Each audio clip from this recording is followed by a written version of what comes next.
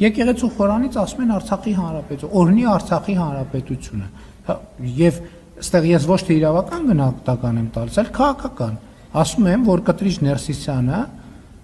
ստանձնել է պատերազմի կուսակցության առաջնորդությունը Հայաստանի Հանրապետությունում։ Եվ սա ասում եմ նաև ուրիշ տեսակետից։ Հայաստանյա Ծառաքելական Սուրբ Եկեղեցու պատարագում 40-ից ավել անգամ խաղաղություն բառը օգտագործում է, 40-ից անգամ, ավել անգամ։ Ընդ որում 4 թե 5 անգամ ընդգծելով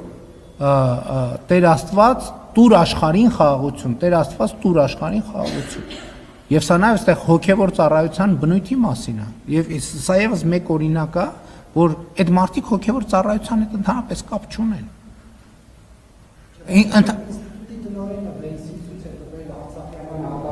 Լսեք, ոչ դրա համար չի։ Արարողակարգային նվեր տալ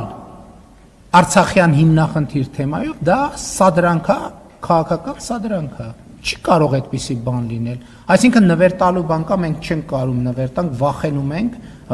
նվեր տանք բանի ուրիշ պաշտոնյայի միջոցով պետք է նվեր տանք։ Լսեք, կա պետություն, արարողակարգ, հասկանում եք, ելի եմ ասում, հերիքա մենք մեր երկրին վերաբերում ենք որպես ինքնագործունեության խմբակի։ Ես չեմ կարող տենց բան թույլ տամ, որովհետև պետության թիվ 1 պատասխանատուն եմ։